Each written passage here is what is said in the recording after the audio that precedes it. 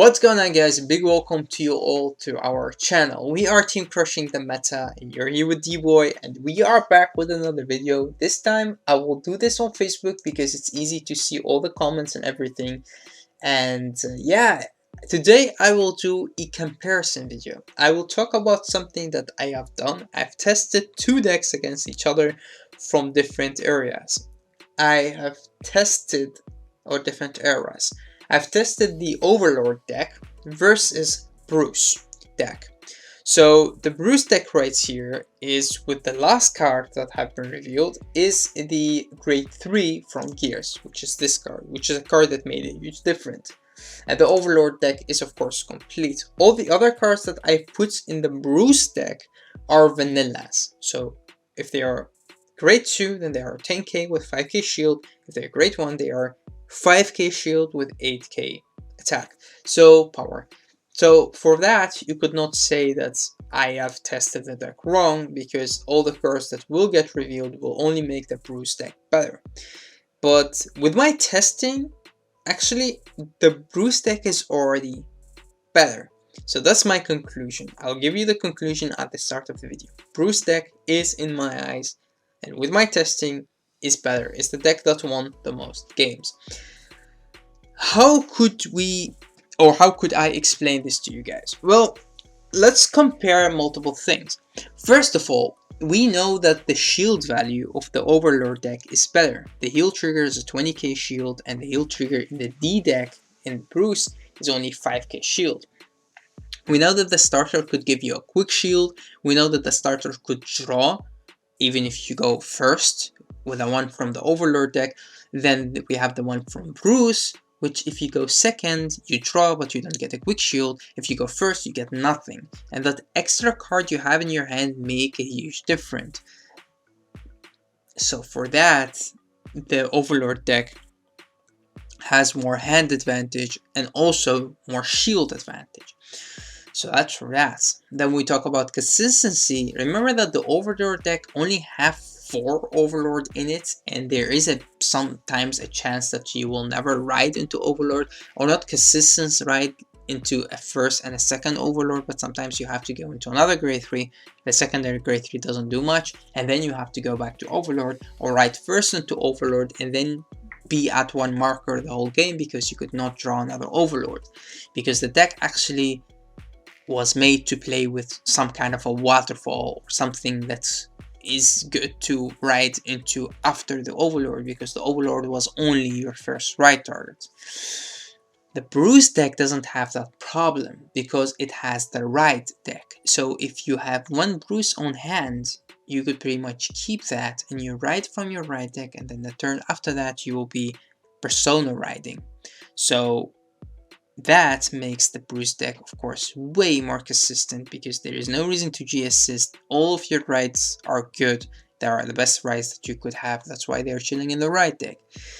So where does the comparison between the force marker right here come against the comparison to the persona ride?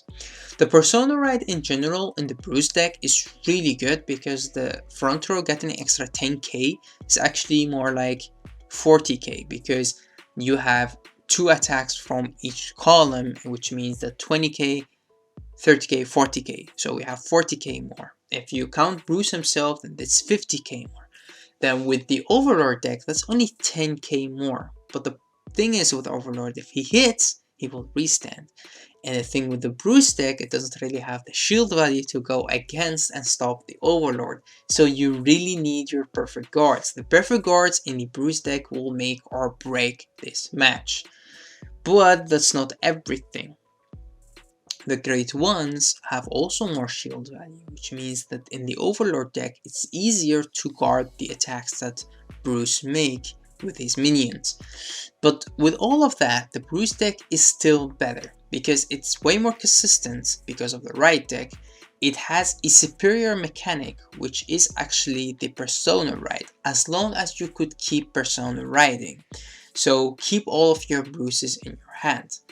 The Overlord deck lacks the consistency because there is no way to add Overlord to your hand. Sometimes you play a whole game and you don't really see an Overlord, or you ride into the first Overlord but you could not ride into the second Overlord, or you have to go into the other grade 3 and then come back to the Overlord, which means you will have a weaker turn.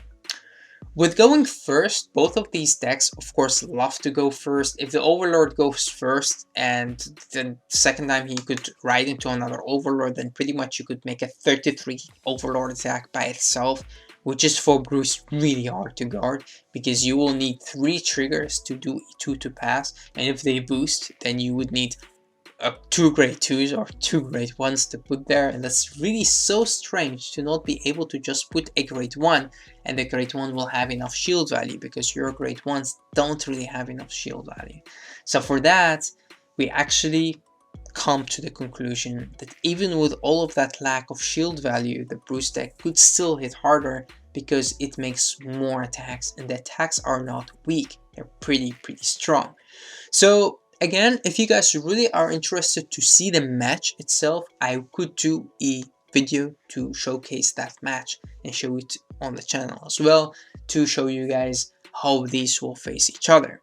Although this is just a fun conclusion video because these two decks will never face each other as in the way that they are built right now, because of the fact that of course Bruce will get better and better because more cards will get revealed, and because of the fact that these two decks are from 2 different eras. So we have the V era, which will have a format of itself or its own, and we have the D, which will also have a format of its own.